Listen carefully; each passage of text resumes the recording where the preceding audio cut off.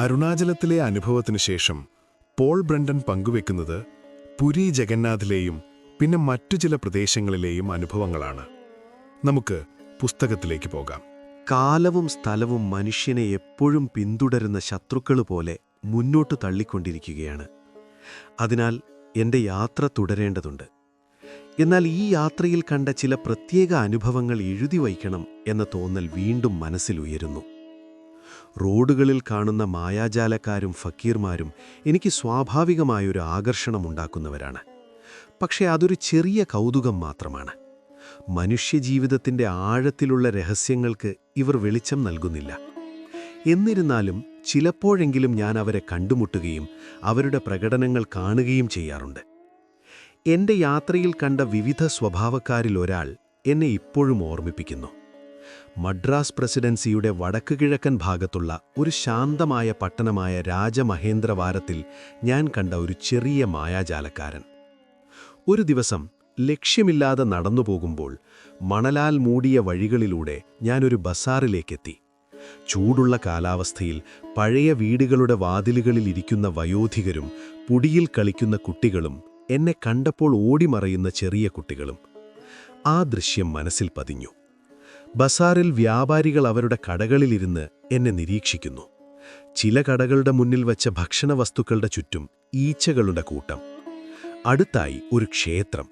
ക്ഷേത്രത്തിനു മുന്നിൽ ദരിദ്രരും രോഗികളും ഭിക്ഷയ്ക്കായി കാത്തിരിക്കുന്നു.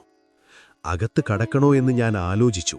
പക്ഷെ കുറച്ചാലോചിച്ച ശേഷം വേണ്ട എന്ന് തീരുമാനിച്ചു. അവിടെ നിന്ന് ഞാൻ മുന്നോട്ട് നീങ്ങിയപ്പോൾ ഒരു യുവാവിനെ കണ്ടുമുട്ടി. യൂറോപ്യൻ ഷർട്ട് ധരിച്ചിരുന്നെങ്കിലും അത് മാറ്റം വരുത്തി ധരിച്ചതായിരുന്നു. കയ്യിൽ പുസ്തകങ്ങൾ. ഞാൻ അയാളെ മറികടക്കുമ്പോൾ അയാൾ സഹജമായി തലതിരിക്കുന്നു. ഞങ്ങളുടെ കണ്ണുകൾ കണ്ടുമുട്ടുന്നു. ഞങ്ങളുടെ പരിചയം ആരംഭിക്കുന്നു. അവനൊരു കോളേജ് വിദ്യാർത്ഥിയായിരുന്നു. ബുദ്ധിമാനും തൻ്റെ ദേശത്തിൻ്റെ സംസ്കാരത്തോട് അഭിമാനമുള്ളവനും. ഞാൻ ആത്മീയ വിഷയങ്ങളിൽ താൽപ്പര്യമുണ്ടെന്ന് പറഞ്ഞപ്പോൾ അവൻ വളരെ സന്തോഷിച്ചു. അല്പസമയം കഴിഞ്ഞ് അവൻ എന്നെ ഒരു കൂട്ടം ആളുകൾ ഒത്തുകൂടിയ സ്ഥലത്തേക്ക് കൊണ്ടുപോയി. നടുവിലൊരാൾ ഉയർന്ന ശബ്ദത്തിൽ സംസാരിക്കുന്നു. അവൻ സ്വന്തമൊരു യോഗിയാണെന്ന് അവകാശപ്പെടുകയും അത്ഭുത ശക്തികളുണ്ടെന്ന് പറയുകയും ചെയ്തു. അവൻ ശരീരത്തിൽ ശക്തിയുള്ള ഒരാളായിരുന്നു. വെളുത്ത വസ്ത്രവും ധരിച്ചിരിക്കുന്നു. എന്നാൽ അവൻ്റെ പെരുമാറ്റത്തിൽ അല്പം നാടകീയത കാണാമായിരുന്നു. അവനൊരു മാമ്പഴമരം വളർത്തുന്ന അത്ഭുതം കാണിക്കാമെന്ന് പറഞ്ഞു. ചിലർ പണം നൽകി. അവനൊരു മൺകുടമെടുത്ത് അതിൽ മണ്ണ് നിറച്ചു. ഒരു മാമ്പഴക്കുരു നട്ടു. ശേഷം ഒരു തുണി കൊണ്ട് മൂടി. കുറച്ചു സമയം മന്ത്രങ്ങൾ ചൊല്ലി. പിന്നെ തുണി മാറ്റിയപ്പോൾ ഒരു ചെറിയ ചെടി.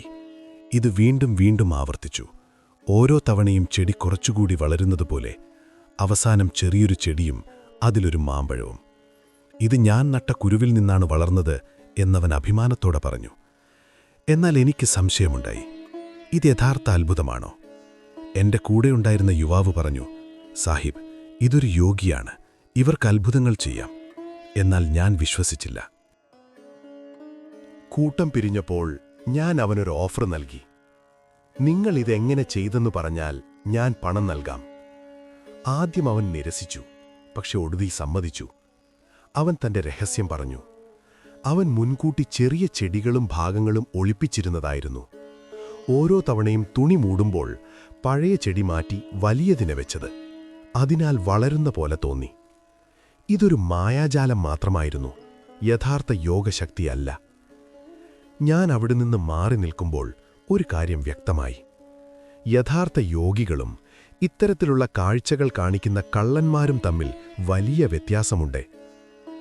അടയാർ നദിക്കരയിൽ ഞാൻ കണ്ട ബ്രഹ്മ എന്ന യോഗി പറഞ്ഞിരുന്നു, വഴികളിൽ കാണുന്ന പലരും യഥാർത്ഥ യോഗികളല്ല.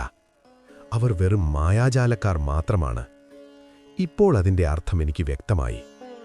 ഈ മനുഷ്യനൊരു യോഗിയല്ല, ഒരു മായാജാലക്കാരനാണ്. എങ്കിലും എല്ലാം കള്ളക്കളികൾ മാത്രമല്ല. യഥാർത്ഥമായ ചില അത്ഭുത കഴിവുകളുള്ള ഫക്കീർമാരും ലോകത്തുണ്ടെന്നതാണ് സത്യം. അത്തരത്തിലൊരാളെ ഞാൻ ബർഹാംപൂർ എന്ന പട്ടണത്തിൽ കണ്ടു. പിന്നീട് മറ്റൊരാളെ പൂരിയിലും കാണാൻ കഴിഞ്ഞു.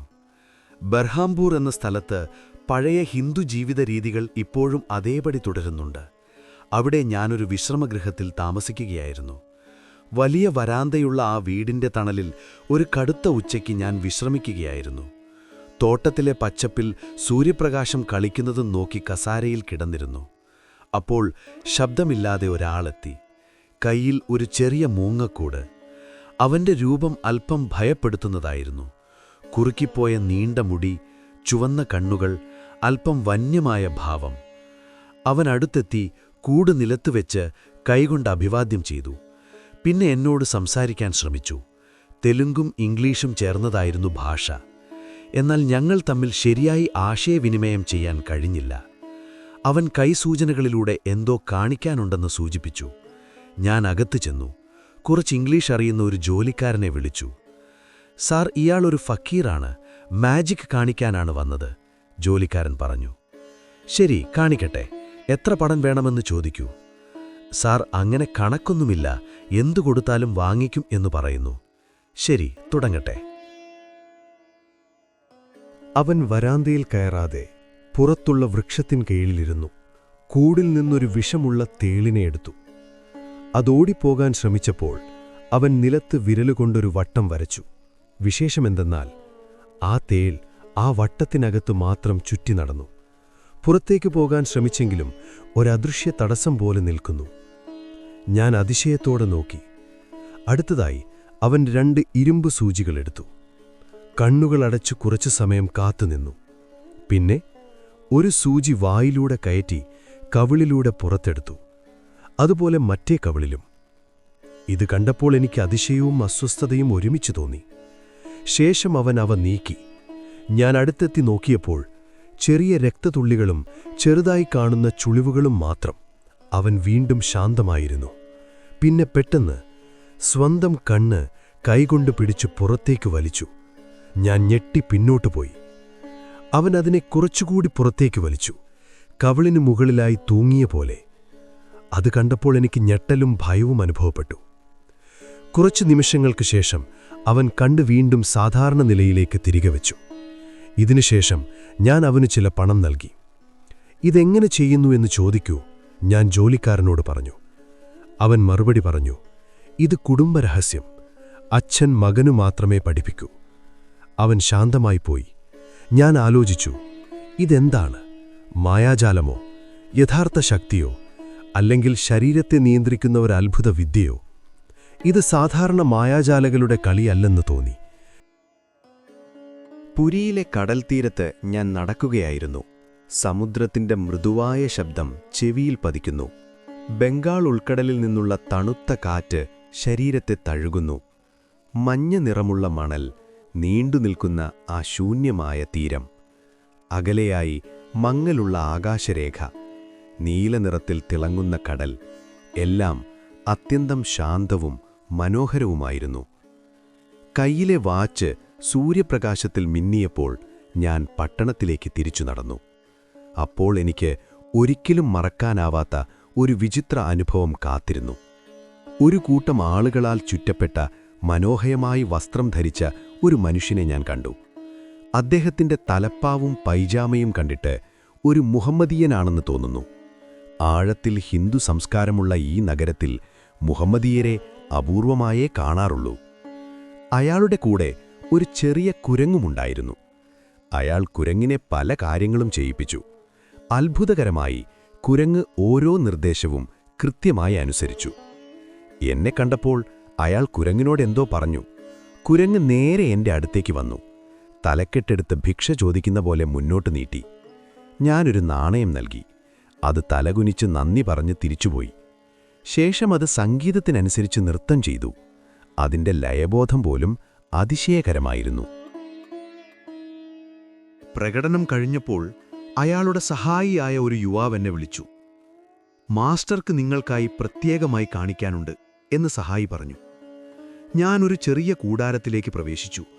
വാസ്തവത്തിൽ അത് 4 ഭാഗവും തുണികൊണ്ട് കെട്ടിയ മുറി പോലെയുണ്ട്. പക്ഷെ മേൽക്കൂരയില്ല. നടുവിലൊരു മേശ. അയാൾ ചെറിയ ബൊമ്മകളെടുത്തു, 2 ഇഞ്ച് ഉയരമുള്ളത്. അവയെ മേശമേൽ നിർത്തി. പിന്നെ കുറച്ചകലത്തിൽ നിന്ന് നിർദ്ദേശങ്ങൾ നൽകി. അപ്രതീക്ഷിതമായി ബൊമ്മകൾ നീങ്ങാൻ തുടങ്ങി. പിന്നെ നൃത്തം ചെയ്യാനും തുടങ്ങി. ഞാൻ അതിശയത്തോടെ നോക്കി. ഞാൻ മേശ പരിശോധിച്ചു. നൂലോ വടിയോ മറ്റോ ഉണ്ടോയെന്ന് നോക്കി. പക്ഷെ ഒന്നും കാണാൻ സാധിച്ചില്ല. പിന്നെ അയാൾ പറഞ്ഞു, നിങ്ങൾ ഏതെങ്കിലും ദിശയിലേക്ക് ചൂണ്ടിക്കാണിക്കൂ. ഞാൻ കൈകൊണ്ട് ദിശ കാണിച്ചു.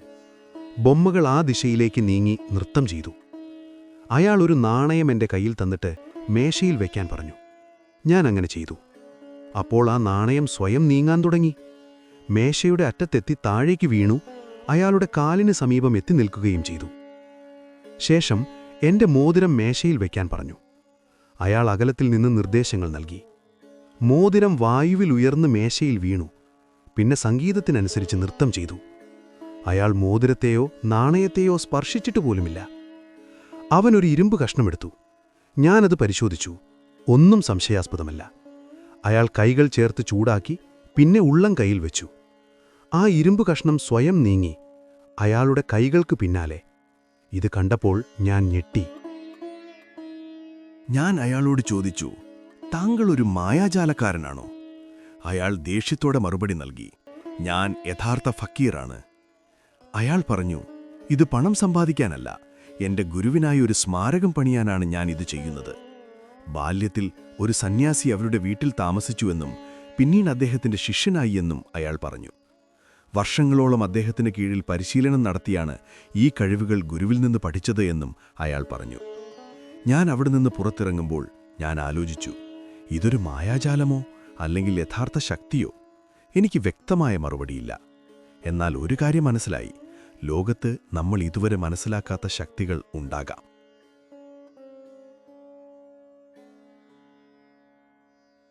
പുരി, ഇന്ത്യയിലെ ഒരു വിശുദ്ധ നഗരം. നൂറ്റാണ്ടുകളായി ക്ഷേത്രങ്ങളും മഠങ്ങളും ഇവിടെ നിലകൊള്ളുന്നു. ഉത്സവകാലങ്ങളിൽ ആയിരക്കണക്കിന് ഭക്തർ ഇവിടെ എത്തുന്നു. അവർ ഒരുമിച്ച് ചേർന്ന് ജഗന്നാഥന്റെ മഹാരഥം വലിച്ചുകൊണ്ടുപോകുന്ന അത്ഭുത കാഴ്ച ഈ നഗരത്തിന്റെ പ്രത്യേകതയാണ്. ഈ സ്ഥലത്ത് ഞാൻ പല സന്യാസിമാരെയും കണ്ടുമുട്ടി. അതിലൂടെ മുമ്പ് ഞാൻ കരുതിയ ചില തെറ്റിദ്ധാരണകൾ മാറി. ഒരു ദിവസം എനിക്കൊരു സഞ്ചരിക്കുന്ന സന്യാസിയെ പരിചയപ്പെടാൻ സാധിച്ചു. അയാൾ കുറച്ച് ഇംഗ്ലീഷ് സംസാരിക്കും, പക്ഷേ വ്യക്തമായി. അയാൾ 40-ന് മുകളിലുള്ള ആളായിരുന്നു. കഴുത്തിൽ ചെറിയ മണിപ്പൂക്കൾ കൊണ്ടുള്ള മാല. അവന്റെ ജീവിതം വളരെ ലളിതം. ക്ഷേത്രങ്ങളിൽ നിന്ന് ക്ഷേത്രങ്ങളിലേക്ക് സഞ്ചാരം, മഠങ്ങളിൽ നിന്ന് മഠങ്ങളിലേക്ക് യാത്ര, ഒരു വസ്ത്രം മാത്രം ധരിച്ച് ഭിക്ഷയിലൂടെ ഭക്ഷണം. അവന്റെ ലക്ഷ്യം ഇന്ത്യയിലെ പ്രധാന വിശുദ്ധ സ്ഥലങ്ങൾ സന്ദർശിക്കുക. ഞാൻ അവന് ചെറിയൊരു സഹായം നൽകി. അതിനു പകരം അവനൊരു പഴയ തമിഴ് പുസ്തകം എനിക്ക് കാണിച്ചു. വളരെ പഴകിയതും മഞ്ഞ നിറം പിടിച്ചതുമായ ആ പുസ്തകത്തിൽ നിന്ന് 2 ചിത്രങ്ങൾ അവൻ ശ്രദ്ധയോടെ മുറിച്ച് എനിക്ക് സമ്മാനമായി നൽകി. അടുത്ത അനുഭവം ഏറെ രസകരമായിരുന്നു. ഒരു ദിവസം കടൽ തീരത്ത് ഞാനിരുന്ന് ഒരു കവിത വായിച്ചുകൊണ്ടിരുന്നു. അതിൽ മുഴുകിപ്പോയതിനാൽ ആനോ അടുത്തു വന്നതും ഞാൻ ശ്രദ്ധിച്ചില്ല. ഞാൻ തല ഉയർത്തിയപ്പോൾ എന്റെ അടുത്തൊരു സന്യാസിയിരിക്കുന്നു. അവൻ മഞ്ഞ വസ്ത്രം ധരിച്ചിരുന്നു. അടുത്തായി ഒരു ദണ്ടും ഒരു ചെറിയ തുണിക്കെട്ടും, അതിനുള്ളിൽ പുസ്തകങ്ങൾ. അവൻ നല്ല ഇംഗ്ലീഷിൽ പറഞ്ഞു, ക്ഷമിക്കണം സാർ, ഞാൻ നിങ്ങളുടെ സാഹിത്യത്തിന്റെ വിദ്യാർത്ഥിയാണ്. ഞാൻ ചിരിച്ചു. താങ്കൾ ടൂറിസ്റ്റാണോ? അവൻ ചോദിച്ചു. അത്രയല്ല, ഞാൻ പറഞ്ഞു. അവൻ തന്റെ തുണിക്കെട്ട് തുറന്നു. പഴകിയ പുസ്തകങ്ങൾ, ചില പാംഫ്ലെറ്റുകൾ, എഴുത്തുപേപ്പറുകൾ. ഇത് ലോർഡ് മക്കോളയുടെ ലേഖനങ്ങളാണ്, അവൻ പറഞ്ഞു. വളരെ മികച്ച ശൈലി, പക്ഷെ വളരെ വസ്തുവാദ ചിന്ത. ഇത് ചാൾസ് ഡിക്കൻസിന്റെ നോവൽ. വായിക്കുമ്പോൾ ഹൃദയം സ്പർശിക്കും. ഞാൻ മനസ്സിൽ ചിന്തിച്ചു, ഇവനൊരു സന്യാസിയേക്കാൾ ഒരു സാഹിത്യ നിരൂപകൻ പോലെയല്ലേ? അവൻ ചോദിച്ചു, താങ്കൾ വായിക്കുന്നത് ഏത് പുസ്തകമാണ്? ഒരു കവിത പുസ്തകം, ഞാൻ പറഞ്ഞു. കവിയാണോ? ഞാൻ കേട്ടിട്ടില്ല, അവൻ പറഞ്ഞു. ഞാൻ ചിരിച്ചു. അവൻ കുറച്ചു സമയം മിണ്ടാതിരുന്നു. പിന്നെ ഞാൻ ചോദിച്ചു, നിനക്ക് ഭിക്ഷ വേണോ? അവൻ മൃദുവായി പറഞ്ഞു, എനിക്ക് പണം വേണ്ട, ഒരു പുസ്തകം തരാമോ? അവന്റെ ആഗ്രഹം എനിക്കിഷ്ടമായി. ശരി, ഞാനൊരു പുസ്തകം തരാം, ഞാൻ പറഞ്ഞു. നിന്റെ 3ാമത്തെ പുസ്തകം എന്താണ്? ഞാൻ ചോദിച്ചു. അവൻ ആദ്യം മടിച്ചു. അത് പറയാൻ തക്കതല്ല എന്നു പറഞ്ഞു. പുസ്തകം വേണമെങ്കിൽ പറയണം, ഞാൻ പറഞ്ഞു. അവൻ ഒടുവിൽ സമ്മതിച്ചു. പാശ്ചാത്യ ലോകത്തെ വിമർശിക്കുന്ന ഒരു പുസ്തകമാണ്. ഞാൻ അതിൽ ചില പേജുകൾ നോക്കി. അതിൽ പാശ്ചാത്യ രാജ്യങ്ങളെ അതിശയോക്തിയായി ചിത്രീകരിച്ചിരുന്നു. ദാരിദ്ര്യം, ദുഃഖം, ആഡംബരം ഇവയെല്ലാം അമിതമായി വിവരണം. ഞാൻ ഒന്നും പറയാതെ തിരിച്ചുകൊടുത്തു. ഞാൻ ചോദിച്ചു, നീ ഇതുമായി യോജിക്കുന്നുവോ? അവൻ പറഞ്ഞു, കുറച്ചുമാത്രം. പക്ഷെ ഒരിക്കൽ ഞാൻ പാശ്ചാത്യ രാജ്യങ്ങൾ സന്ദർശിക്കണം. അവിടെ പോയാൽ എന്തു ചെയ്യും? ജനങ്ങളുടെ മനസ്സിൽ പ്രകാശം പകരണം, അവൻ പറഞ്ഞു. സ്വാമി വിവേകാനന്ദനെ പോലെ പ്രഭാഷണം നടത്തണം. അവന്റെ കണ്ണുകളിൽ ആഗ്രഹം തെളിഞ്ഞിരുന്നു. ഞാൻ പറഞ്ഞു, നീ ഒരു വ്യത്യസ്ത സന്യാസിയാണ്. അവൻ ചിരിച്ചു പറഞ്ഞു, ഈ ലോകമൊരു വേദിയാണ്. നമ്മളെല്ലാവരും അഭിനേതാക്കളാണ്. സന്യാസി, പക്ഷേ ഒരു വായനക്കാരൻ. ഭിക്ഷക്കാരൻ, പക്ഷേ ഒരു സ്വപ്നാടകൻ. പുണ്യാത്മാക്കളെ, ഈ ഭാഗം ഇവിടെ അവസാനിക്കുകയാണ്. നിങ്ങളുടെ അഭിപ്രായങ്ങൾ കമന്റ് ബോക്സിൽ ഷെയർ ചെയ്യുമല്ലോ. നന്ദി. അടുത്ത വീഡിയോയിൽ കാണാം.